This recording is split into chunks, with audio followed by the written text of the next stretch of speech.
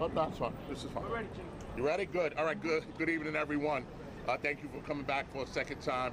I just want to kind of update you with a few things, clarify a few things, and then take any questions after the fact. Again, I'm Chief Madry, Chief of Department. I'm here with Chief Kemper, Chief of Transit, and Commissioner Daughtry, Chief of Staff to the Chief of Department.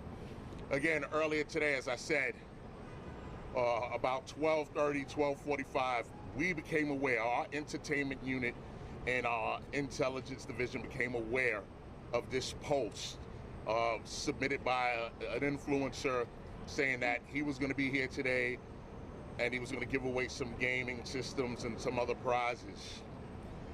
We were aware of that. The local precinct sent a few police officers out here. Manhattan South Patrol Bureau sent some leadership out here. It was about 300 people around 1:30, not a big crowd, something we would expect for a social media event like this. But this event grew exponentially, rapidly, fast. And again, this is the power of social media. The power of social media. There were thousands of young people here at this event. This wasn't a permitted event, it wasn't a sanctioned event.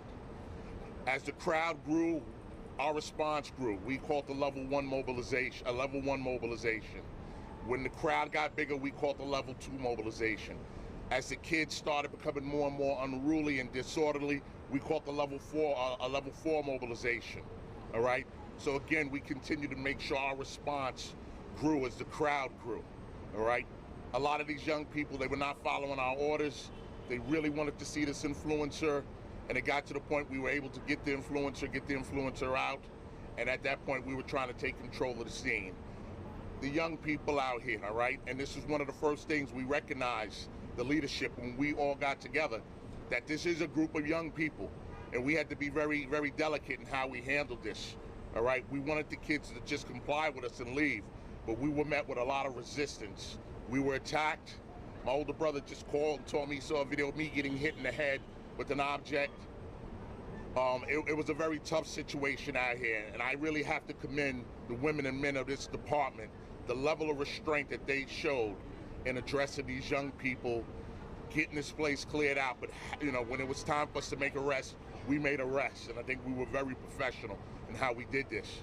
So this is the greatest department in the world, all right? And a big salute from me to all my men and women of this department.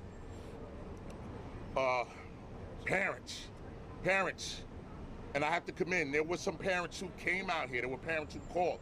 There were parents who came to us and said, I believe my child's in there, I want to get my child out of there. But I had thousands of kids out there, I needed thousands of parents out there, all right? We don't want to do this. We want our young people to come out and gather and have fun. But when it gets to the point where they're disorderly, we want the parents to come and take control and let us take a step back, all right? Young people destroyed our vehicles. My car's destroyed. Commissioner Daughtry's car's destroyed. Other police vehicles destroyed. They destroyed food carts. They destroyed stores. When we started clearing the young people out here, young people ran through the streets of this city, taking plates off people who are outside dining, throwing their plates at police officers, all right? After I spoke to you the first time earlier, a 17-year-old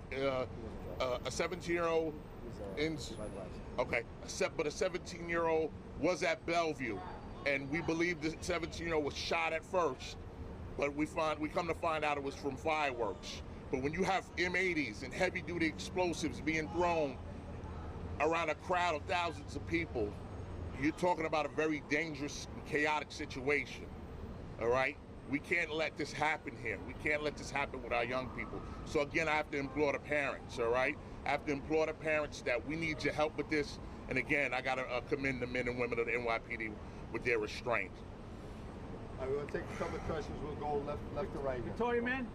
How many arrests have been made? 65 arrests, 30 of them are juveniles. All right. Ali Bauman. How were officers able to get the crowd to disperse in the end when they were walking Park Avenue? Well, I think one of the biggest things is once we took the influencer out, once we got the influencer out of here, then the young people, the reason they came down here, the reason they all descended upon Union Square was gone. So I think at that point, the young people were mulling around. It took us some time to push them out. Some were arrested for a variety of different charges, but a lot of patience by the men and women of this department. All right, Anthony DiLorenzo, Pix 11. Chief, are you going to charge Kai Cenat? Yes. The influencer is charged. He's going to be charged with multiple counts, at least 2 counts of inciting a riot, unlawful assembly, and a few other charges. Ollie here, 1010 wins. As your officers were taking him out to get out, because I guess it was chaotic, people like swarming him, did he say anything, or was there any sort of impression that people got? Was he thankful to get out of there? Was he expecting it to be this chaotic? Was there any sort of characterization you can give? That I can't give. I can't speak for the influencer. You know, we were able to get him and security team out of here, and I think once we got him out of here, it started to help quell the crowd. Teresa, Fox 5. Chief, the city sees demonstrations and riots all the time. What was so unique about this one that it devolved so quickly? The power of social media, and I spoke about it earlier. The power of social media, the danger of social media. We went from 300 kids to a couple of thousand kids in minutes. We have to be responsible when we use this tool. All right, again, it's a great thing. We want our young people to enjoy their lives. This is what it's all about. All right, we were all there at one time in our lives, but it can't be a situation where it's dangerous. All right, and the young people, when you come to an event like this, come and have a good time. But when it's time to leave, it doesn't mean it's time for you to go out and destroy things. What we saw here today, we do not want our young people to destroy things. All right, we got time for 1 or 2 more questions. Steve, New York Post. Was anyone shot at all during this? No, initially we got reports of that a person was shot. A hospital staff confirmed that it was debris, and it probably happened simultaneously with some of the heavy-duty explosives that were thrown out here. I mean, when you're dealing with something like this, heavy-duty explosives, it just the potential, the amount of danger that is here, that we're in the midst of, you know, we can't even calculate it. Again, just a great job by the men and women of this department showing restraint. All right, this will be our final question. Jessica Cunnington, NBC4. Are officers monitoring any other groups at this point, like at this hour? And then also, I know you spoke about it earlier, but just talk about kind of dissecting what happened today leading up to try to prevent this again. I mean, it's like 2023, social media. Absolutely. You know? I mean, it's always going to be a challenge for the men and women of this department, for law enforcement. What do you do? Someone puts a post on social media, I'll be here at this place.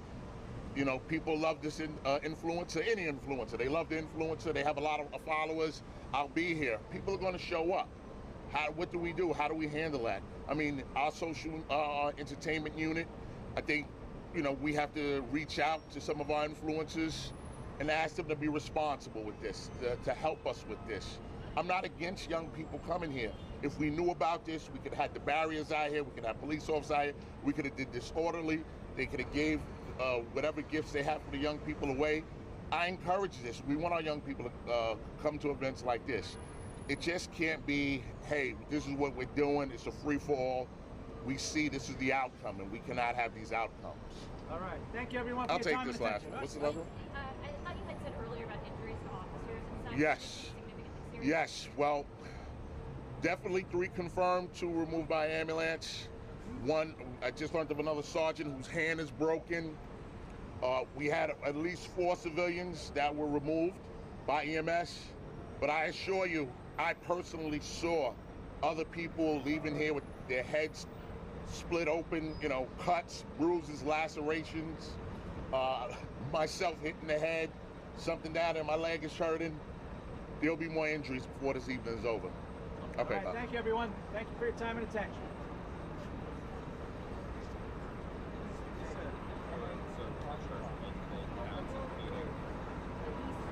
So are we clear on injuries? Are we clear on the number of injuries?